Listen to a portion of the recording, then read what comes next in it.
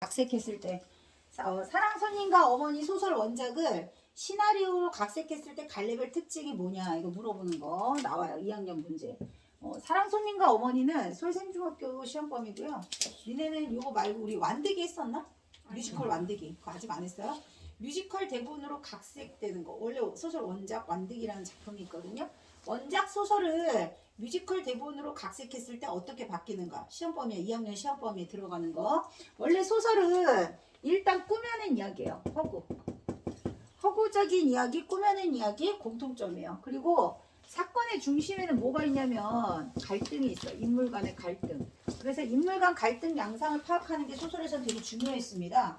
근데 이제 그 소설 갈등 양상을 그리고 이야기를 전달해주는 전달자가 있어. 소설에는 뭐가 있다? 이야기 전달자, 서술자가 있습니다. 그 다음 연극할 때 영화, 대본, 시나리오 이런 데에는 서술자가 있다 없다? 없다. 이거 제일 중요한 거야. 서술자가 없으니까 서술자의 역할을 누군가가 대신하겠죠. 그게 바로 인물들의 대사와 행동.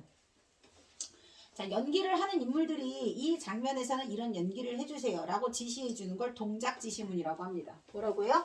동작지시문이라고요. 동작지시문. 자, 예를 들면 무대 위에서 등장하세요, 퇴장하세요, 아니면 무대 위에서 아저씨가 급히 달려온다, 뭐 이딴 거 나타내 주는 거. 그런 거 무대 지시문이라고 하거든. 대사를 할 때 이런 행동을 해주세요 라고 지시해 주는 게 뭐라고? 동작 지시문이라고. 그래서 이 지시문을 통해서 대사를 통해서 인물의 심리를 파악할 수 있고요. 중심 사건이 뭔지를 알 수 있다. 시나리오 가장 큰 특징. 사건을 뭘로 전달한다? 대사와 행동으로 전달한다. 누가 없으니까? 서술자가 없으니까. 소설에는 서술자가 있다. 그거 제일 중요하다. 자, 특수 용어는 뭐냐면 첫 번째 방안, 뭐 S샵, 장면 번호 86번, 81번 이렇게 장면을 표시해 주고요. 그 다음에 CU는 크게 장면을 확대해서 어머니가 갑자기 아버지 사진을 보다가 눈물을 흘리고 있는 거야. 아버지가 생각나서. 아버지 사진이 장롱 속에서 나왔는데 화면에 크게 이렇게 보이는 거야. 아버지 사진이. 그때 필요한 게 뭐예요? 장면 확대부, CU, 클로즈업이요. 그 다음에 효과음은 엄마가 막 피아노 곡을 연주하고 있다. 피아노 곡을 연주할 때 엄마가 연주하는 피아노 음악이 효과음으로 들어갈 수 있어. 이펙트, 약자, 이에요. 그 다음에 이거 내레이션은 작품 보면서 할 겁니다. 그 다음에 여기 보세요. 이 이야기에서 가장 주된 갈등의 원인은 봉건적 전통적 가치관이 여전히 남아있다. 그거 중에서 옛날에는 여자가 수절하거나 정절하는 것을 강요받았어요. 유교적 봉건적 관습에 의해서. 과부가 재혼하는 걸 되게 부정적으로 봤던 건 우리가 계속 이어나가야 하는 아름다운 전통일까요? 아니면 사라져야 하는 인습일까요?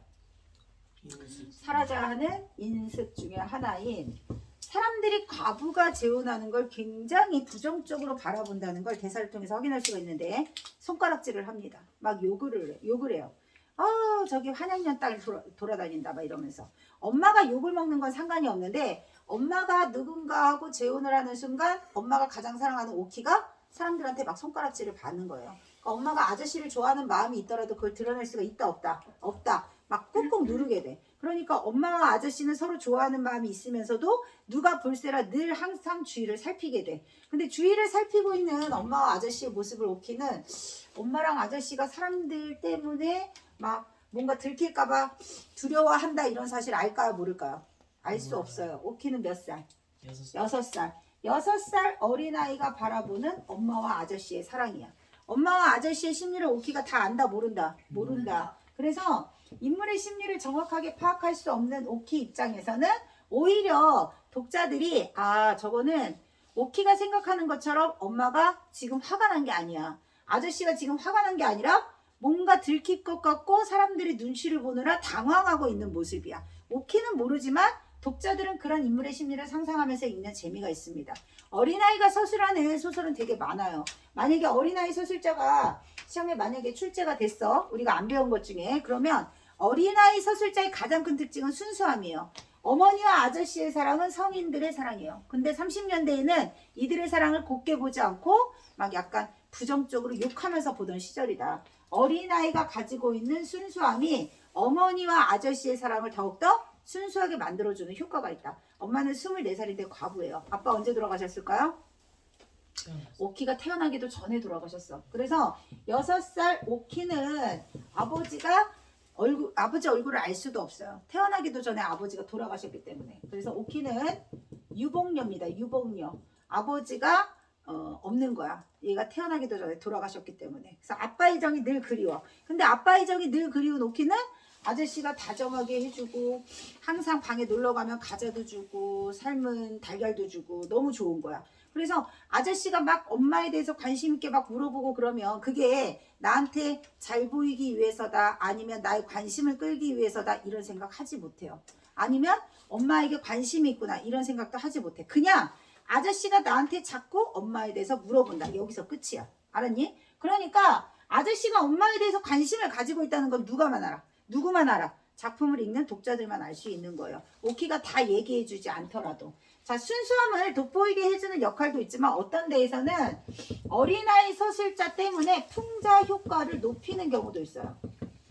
자, 예를 들면 풍자 대상이 비판을 받아 마땅한 인물인데 어린아이는 그 사람의 잘못된 점을 알 수가 없습니다. 순수하기 때문에.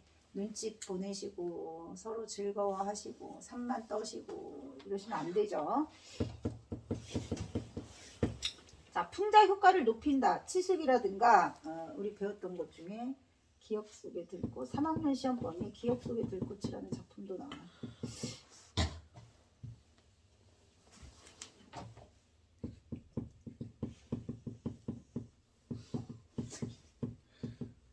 자, 치숙 기억나나?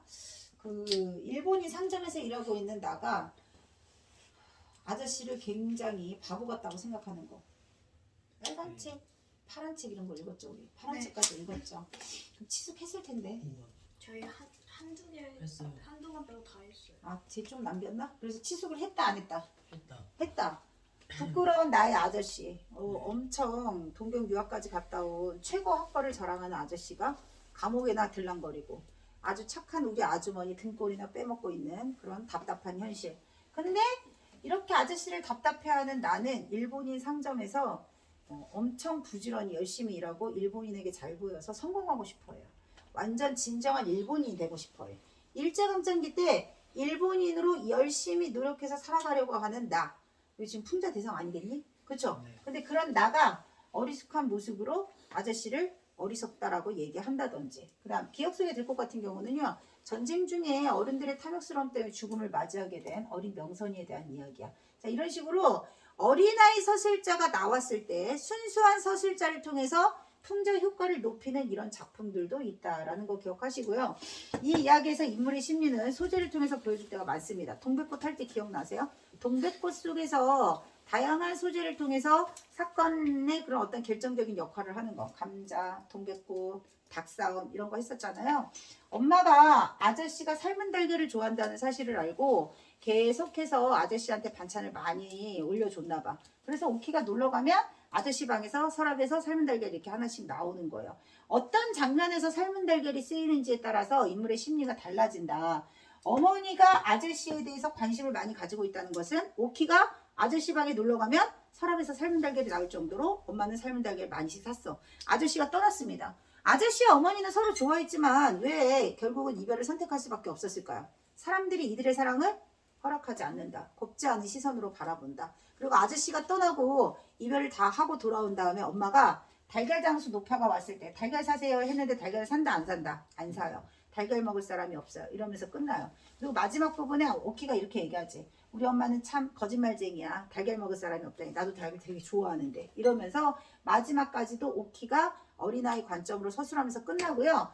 아저씨와 나 사이에 좋아하는 반찬, 삶은 달걀. 그러면 어머니의 심리가 아니라 누구의 심리일까요? 아저씨와 서로 좋아하는 것을 공유하게 되었으니까 두 사람이 친해지는 계기가 되는 게 삶은 달걀이고, 어머니가 마음을 정리했다는 것을 달걀을 사지 않겠습니다라고 얘기하는 걸 통해서 알 수 있다. 그 다음 또 사건은 오키가 엄마를 좀 놀려주려고 벽장 속에 숨은 사건이 있었어요. 그래서 벽장 속에 들어갔다가 잠이 든 거야. 하루 종일 오키를 찾아 헤매던 엄마가 오키가 발견되지 않으니까 두려움에 떨다가 벽장 속에서 나온 오키를 보고 다행이다 여기면서 울음을 터뜨려요. 엄마가 아저씨를 좋아하는 마음을 결정적으로 정리하게 되는 이유. 오키 하나만 소중하게 생각하고 오키를 바라보면서 살아야겠다라고 생각하는 사건이 벽장 사건이거든요. 그래서 엄마를 몹시 놀라게 한 것이 미안해서 오키가 유치원에서 꽃을 갖고 와. 엄마, 아저씨가 주래. 이러면서 준 거야. 아저씨가 줬다고? 아니, 그냥 유치원에서 가져온 거야. 아저씨가 좋다고 생각하는 그 꽃을 엄마가 어떻게 했을까요? 아저씨 진짜 마음이라고 생각을 하고 어떻게 했을까? 잘 꽃병에 꽂아뒀다가 이거를 말리고 난 다음에 책갈피에 잘 꽂아놔요. 그리고 아저씨가 떠나고 난 다음에 그 꽃을 버리게 됩니다. 그러면 아저씨의 마음을 소중하게 간직하려는 어머니의 마음. 그 꽃을 버렸다는 건 이제 아저씨에 대한 마음을 정리했다는 것을 나타내는 어머니의 마음. 이런 식으로 찾으라고. 그다음 마지막으로 풍금은 아버지가 돌아가시기 때 여기는 피아노라고 나오거든요. 30년대 풍금입니다. 그래서 아저씨가 막 이제 좋아하는 마음이 생겼는데 아버지에 대한 그리운 마음도 여전히 있어. 그래서 아버지가 풍금을 사주고 아버지가 돌아가시고 난 다음에 풍금 뚜껑을 잘 안 열거든요. 근데 어느 날 엄마가 막 연주를 하기 시작하는 거야. 달빛이 쫙 내리비치는 그런 날 풍금을 연주하면서 엄마는 막 흐느껴요. 왜 그럴까요? 갈등을 나타내는 거죠. 갈등. 아버지를 좋아하는 마음, 아버지에 대한 그리운 마음, 그리고 아저씨에 대한 관심, 아저씨에 대한 사랑이 커지면 커질수록 아버지에 대한 뭐 그리움. 근데 아저씨하고 아버지는 어릴 적부터 친구였어요. 그리고 엄마는 아저씨를 좋아하는 마음을 사회적으로 허락받을 수 없다는 걸 알기 때문에 그것을 꽁꽁 숨기려고 합니다. 그러다 보니까 이 이야기에서 어머니의 내적 갈등이 드러나 있는 부분도 있지만 어머니와 아저씨의 감정은 사회적으로 전통적인 가치관에 의해서 이들의 사랑을 긍정적으로 바라보지 않는 사회 분위기 사이에서의 외적 갈등도 드러나게 됩니다. 그러니까 좋아하는 감정을 서로 결국은 이루지 못하고 이별을 맞이하게 되는 거야. 외적 갈등의 요소는 봉건적 윤리관 속에서 고민하고 있는 아저씨와 어머니라고 보시면 됩니다.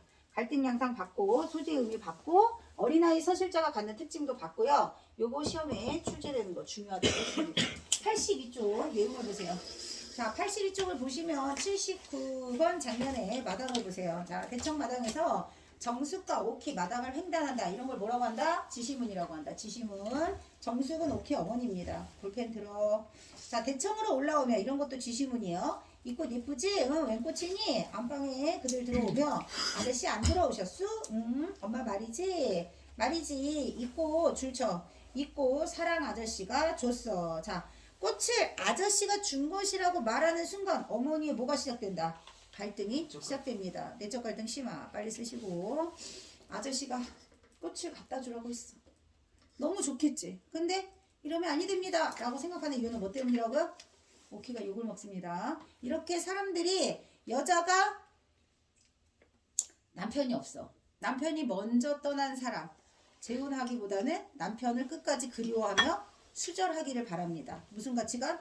전통적, 유교적, 봉건적 가치관. 근데 남자는 여자가 죽었어요. 어떻게 하죠? 재혼을 하게 됩니다. 그거 뭐라고 그랬지? 자, 가부장적 사회에서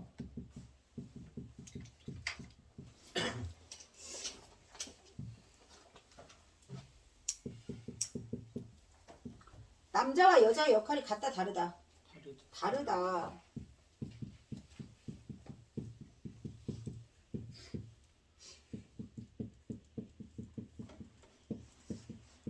엄연히 남자와 여자가 유별하다. 남자 여자 같을 수가 없다. 거기다가 남자는 하늘 여자는 땅이라고 생각하던 시절이야. 집안의 중심은 오로지 누구야? 가장, 아버지. 아버지 죽으면 장남, 아들 이렇게 되는 거야. 남자 중심으로 장자 승계 구도를 가지고 있는 세상에서 요즘 세상에 내외합니까? 라고 유일하게 근대적 가치관을 가지고 있는 분이 한 분 있어요. 우리 집에서 같이 살고 있는 외삼촌. 외삼촌이 두 분 있어요. 아저씨 친구 외삼촌이 있고 우리 집에서 같이 사는 작은 외삼촌이 있어. 자, 여기서 말하는 요새 세상에 내외합니까? 내외는 남녀 7세 부동석이라는 말 들어봤어요? 무슨 뜻일까요? 남녀 7세 부동석. 남자 여자 7살 이후로 가까이 지내면 안 된다. 이런 뜻이야. 내외를 한다 안 한다. 요즘 세상에 내외할 필요 없다. 이런 뜻이야. 아니 무슨 남자 여자가 무슨 내외를 해. 누님이 밥상 들고 가세요. 이렇게 얘기합니다. 근데 어머니는 내외하는 사람이야. 전통적인 사람이니까. 사랑해 밥상 좀 들고 가라. 근데 외삼촌은 우리 집에 잘 있질 않아요. 왜냐하면 허구한 날 밖으로 싸돌아다니는 아주 자유분방한 영혼의 소유자야. 그렇게 전통적인 가치관을 가지고 있는 아저씨 엄마 같은 사람도 있지만 외삼촌 같은 근대적 가치관으로 전환되는 사람도 같이 있어요. 가치관이 변화되는 시기 몇 년대? 1930년대. 동백꽃 몇 년대?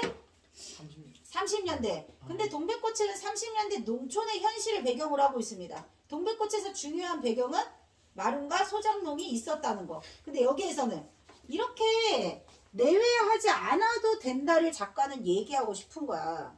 여자가 굳이 남편이 없는데 24살밖에 안 된 엄마가 그렇게 수절하면서 평생 늙어간다는 건 너무하다. 그러면 이 작품이 당시 사람들 사이에서 내외하는 게 사회적으로 많이 이렇게 팽배하게 자리 잡고 있는 시절에 이런 음탕한 소설 같은 것들을 쓰다니 이렇게 말할 수도 있는 것을 어린아이가 바라보는 관점으로 쓰니까 되게 작품이 순수하고 아름답게 느껴지는 거예요. 작가의 의도가 굉장히 치밀하게 잘 드러나 있는 작품이고 동백꽃 같은 경우는 어리숙한 나를 통해서 뭘 보여주려고 하는 거라 그랬어.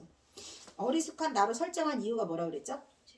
재미, 해악 때문이잖아. 그럼 이 작품에서 어린아이 서술자는 뭐 때문이라고? 순수함을 지켜주기 위해서. 서술자의 역할이 이렇게 중요한 겁니다. 소설에선 서술자의 역할이 중요하다. 시에선 누가 중요하다 그랬어? 시에서는 말하는 이, 화자를 누구로 설정하느냐에 따라 되게 작품의 맛이 달라진다. 다시 책 보세요.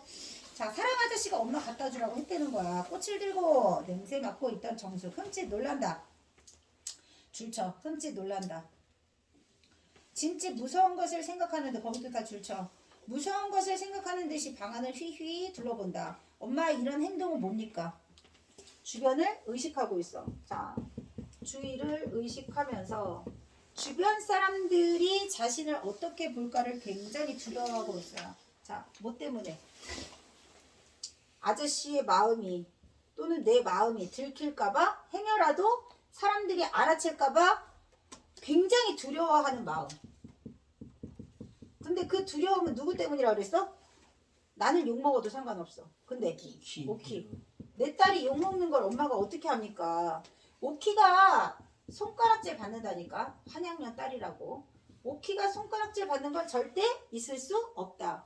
이렇게 부정적으로 생각하는 과부의 재혼을 부정적으로 생각하는 당시 30년대 전통적 윤리관은 두 사람은 뛰어넘었다 뛰어넘지 못했다. 넘지 못했다. 그래서 결말이 이별로 끝나는 거다. 자, 그래서 오키를 보세요. 엄마 또 골랐누? 줄쳐. 엄마 또 골랐누? 골랐다는 건 화났냐는 뜻이야. 엄마 화났어? 근데 엄마는 진짜 지금 화났어 안 났어?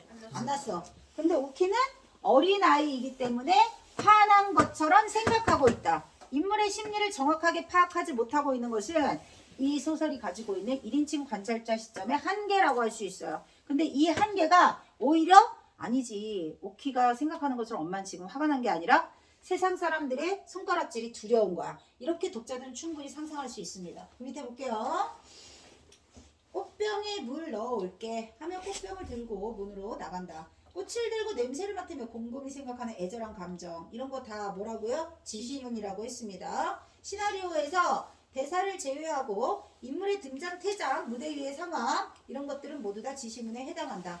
오키가 꽃병에 물을 넣어가지고 들어왔어요. 오키야, 이 꽃 정말 아저씨가 갖다 주라고 주셨니? 이런 걸 받아오면 못 써. 왜 못 써? 못 써. 오키 꽃병에 꽂는다. 자, 오키의 소리 동그라미 치세요. 오키의 소리 내레이션이라고 적으세요. 내레이션. 자, 오키가 이렇게 말합니다. 꽃을 그렇게도 좋아하는 엄마가 이 꽃을 받고 그처럼 성을 낼 줄은 몰랐어요. 엄마가 그렇게도 성을 내는 것을 보니까 그 꽃을 내가 가져왔다고 그러지 않고 아저씨가 주더라고 거짓말을 한 것이 줄쳐. 거짓말을 한 것이 참 잘했다고 나는 속으로 생각했어요. 내레이션에 나오는 오키의 심리. 거짓말하길 참 잘했다. 오키의 순수함. 오키가 직접 입 밖으로 얘기하지 않고 어떻게 했어요? 화면 밖에 말소리만 내는 거야. 오키의 생각. 내레이션을 통해서 오키의 생각을 전달하고 있습니다. 근데 오키의 이 생각은 어린아이의 순수함이 잘 드러나는 부분이다. 그 다음 83쪽. 오키야, 응, 너 이혼 얘기 아무 보고도 하지 마. 얘기하면 안 되는 이유는 사람들이 손가락질 할까봐. 왜 하지 마? 엄마가 하지 말라면 하지 마. 할머니한테도 하며 꽃병을 들고 와. 피아노 위에 놓고 짐집 바라본다. 휘황이 밝은 달밤입니다. 왜 이러지? 81번 장면에서 나만 춥나 지금? 추워요. 81번 장면에서 달밤이야. 거기다가 피아노 소리가 막 이렇게 들릴 거예요. 그 다음에 82번 장면에서 사랑방.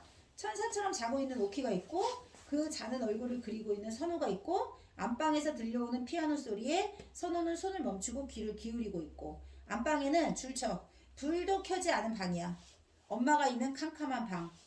자, 창에서 흘러나오는 월광이 지금 피아노를 치고 있는 정숙의 언저리를 환히 비추고 있다. 항상 제자리에 놓여있던 죽은 남편의 사진. 동그라미 치세요. 사진은 아버지에 대한 그리움이겠죠. 아버지가 그리울 때마다 한 번씩 꺼내보는 장롱 속의 사진. 그리고 엄마는 지금 피아노를 치고 있어. 달빛이 착 내리비치고 있어요. 83번 장면은 지금 81번에서 82번, 83번 장면을 보면 때는 바야흐로 달밤. 지금 아저씨 방에서 오키가 잠들고 있어. 안방에서 엄마가 피아노를 치고 있어. 피아노를 치고 있고 아버지의 사진이 놓여 있고 달빛이 여기를 쫙 내리비치고 있어요. 자, 시간은 밤입니다. 장소의 이동이 있어요. 그리고 피아노를 치는 엄마는 아버지와 아저씨 사이, 아버지에 대한 그리운 마음, 미안함, 또는 아저씨에 대한 관심, 이 사이에서 갈등을 일으키게 됩니다. 그럼 이 장면을 만약에 연출하는 감독이라고 하면 어머니의 갈등에 어울리는 피아노 선곡해야겠죠. 거기다가 달빛이 어머니의 이 쓸쓸하고 외롭고 복잡한 갈등을 막 고조시키는 그런 역할을 하겠지. 이런 장면을 연출해야 되는 거야. 그런 장면이 딱 연출되면 사랑방에서 84번 장면 볼게요. 자, 정숙의 노랫소리가 들리고 이를 듣고 있는 선우의 격정된 얼굴. 동그라미죠. 격정된 얼굴. 요거는 어머니의 노랫소리를 들으면서 선우가 어머니를 떠올리는 거야. 클로즈업. 선우의 얼굴을 클로즈업 시켜야 됩니다. 표시했어? 클로즈업. 자, 클로즈업 시킨 선우의 얼굴에는 피아노와 노랫소리는 차츰 고조되고 가고요. 피아노와 노랫소리는 누구의 갈등이야? 어머니의 갈등이야. 내적 갈등이야? 외적 갈등이야? 막 이렇게 고조되는 어머니의 노랫소리. 내적 갈등이야. 막 힘들어하는 어머니가 갈등을 일으키고 있는 것을 어머니의 노랫소리에서, 피아노 소리에서 묻어 나오게 연기를 해야 됩니다. 필기의 내적 갈등. 어디다 쓸 거야? 자, 그리고 피아노 위에 엎드려서 소리 없이 흐느끼는 정수. 눈물을 흘리고 있는 정수에서 내적 갈등 최고죠. 내적 갈등 최고죠. 이때 밖에서 선호의 기침소리. 엄마가 갈등이 막 극심할 때 밖에서 아저씨의 기침소리. 이펙트 쓰세요. 효과음. 이때 아저씨의 소리가 들리고요. 아주머니 주무십니까? 라고 선호의 소리가 계속 들리고요. 넘기세요. 아저씨가 햄 하면서 기척을 내면 정숙이 조용히 문을 열고 마루로 나간다. 자, 대청 마당의 86번 장면이요. 휘황이 밝은 달빛 아래 선호가 잠든 오키를 안고 서 있고요. 대청 끝까지 걸어 나와 이를 본 정숙은 어쩔 줄을 모릅니다. 안절부절해해요. 아니 제가 곤이 자는 걸 깨우기가 안 돼서 정숙 선호의 팔에서 오키를 받아 안고요. 눈과 눈이 확 부딪힌다. 이때 서로의 시선에서 불꽃이 좀 튀어야 되지 않겠어요? 뭔가 관심 있고 사랑하는 마음이 싹트고 있으나 그걸 애써 숨겨야만 하는 그런 절절한 마음을 통해서 연기를 해줘야 됩니다. 그리고 서로의 시선은 피할 도리가 없고요. 정숙 돌아서 안방으로 돌아가면 선우는 그 장면을 지그시 바라보면서 어떤 마음이 들까요? 안쓰럽고 애처롭고 뭔가 좋아는 하지만 마음껏 얘기할 수 없고. 자, 어머니와 아저씨의 성격 좀 짐작해 봅시다. 전통적인 봉건적 가치관에 저항한다 아니면은 체념한다. 체념하죠. 소극적이고 보수적인 아저씨와 어머니. 그래서 사회적 인습과 통념을 극복하기보다는 서로 이별하기로 결정을 하게 돼요. 아저씨는 어머니에게 편지로 고백을 하게 되고 어머니는 그것을 손수건으로 거절하게 됩니다. 그리고 아저씨의 마지막 배웅을 오키와 함께 멀리 언덕에서 바라보면서 돌아와요. 그리고 이 아저씨와 어머니 사이에 오고 가면서 중간 다리 역할을 한 게 누구예요? 오키예요, 오키. 그래서 오키는 어머니와 아저씨 사이에 메신저 역할을 하면서 매개체이기도 합니다. 자, 문제 맞출게요. 84쪽에 1번. 자, 영화로 제작하기 위해 논의한 내용으로 적절하지 않은 거라고 했습니다. 일단 공간의 변화를 주기 위해서 카메라 위치를 달리해야 되고요. 2번에서 내레이션 활용한다고 했습니다. 생각, 내레이션 맞죠? 84번 장면에서 아저씨의 얼굴을 크게 강조하는 게 좋겠습니다. 클로저. 그리고 4번에서 효과음 넣어서 아저씨가 에헴, 아주머니 하는 장면이 들어갈 겁니다. 그 다음 5번에서 상대방에 대한 태도를 드러내기 위해서 상대방에 대한 태도는 아저씨 어머니 사이에 뭐예요? 애정이죠. 냉정함이 아니라 애정이겠죠. 애정. 그 다음 2번 적절하지 않은 것은 자 정숙이 사진을 멈추게 되고 미은에서 심리를 간접적으로 드러내고 정숙을 억압하는 현실적 제약이고 선우의 내적 갈등을 심화시킵니다. 마지막에 피아노 위에서 엎드려 우는 어머니는 정서적으로 안정감을 찾는 게 아니라 괴로워하고 있는 모습입니다. 내적 갈등 최고죠. 5번이에요. 그 다음 3번 자 보기 별표 치세요. 불연속적인 장면의 연결을 연속성 있게 연속성 동그라미 치세요. 연속된 장면을 의도적으로 불연속 상태로 만든다. 이거는 연속을 끌어놓는다. 불연속 동그라미 치세요. 자 이런 효과를 나타내는 걸 컷 어웨이라고 합니다. 컷 어웨이 줄 치세요. 가령 물을 올리는 장면 물이 끓는 장면 사이에 시계를 비추는 장면을 삽입을 하는 겁니다. 시계가 인서트 되면 그 시간이 물을 끓는 동안 경과했다는 걸 나타낼 수 있어요. 삽입되는 장면이 컷 A에 해당한다. 그러니까 여기에서 시계가 컷 어웨이가 되는 거예요. 이런 것을 시간적 줄쳐 시공간적 비약 줄쳐 시간이 경과하거나 공간이 이동했다는 것을 암시하기 위해서 중간에 삽입하는 화면을 뭐라고 한다고요? 컷 어웨이. 적절한 것은 1번 달빛이 보이는 밤. 그 다음에 4번 A에 대한 설명으로 적절하지 않은 것은 5번입니다. 자 노랫소리 반응이 없는 선우에 대한 좌절감이 아니라 좋아하고는 있지만 그것을 용납할 수 없는 현실 사이에서의 갈등이다. 5번. 왜 밑줄이 없어? 응? 86쪽에 왜 밑줄이 없어요? 원문에서 까먹어. 아니 그니까 하고 가시라고요. 86쪽. 아니 오늘 보니까 숙제 다 그지같이 해온 것 같은데 옷곱게를 봐야겠습니다. 옷곱게. 숙제 옷곱게 검사할 거예요. 똑바로 하세요. 잘했어요. 밑줄 없는 것들 백추시킬 겁니다. 준비물 없는 것들 밑줄 없는 것들 백추시킬 거예요. 자 87쪽 1번 격정 정감 그 다음 2번 경과 효과음 그 다음 3번 자 신호등이 없어서 횡단 중에 그 다음 4번 횃불을 휘황히 그 다음 5번 비약 6번 봉건적 7번 내레이션은 기억이에요. 장외 해설 그러니까 장면 밖에서 해설을 한다 이런 뜻이야. 내레이션 그 다음 클로즈업은 크게 확대해서 나타내 시나리오 용어 나온다고 했어요. 다 썼어요? 여기까지가 숙제였어요? 네. 비문 앞이세요.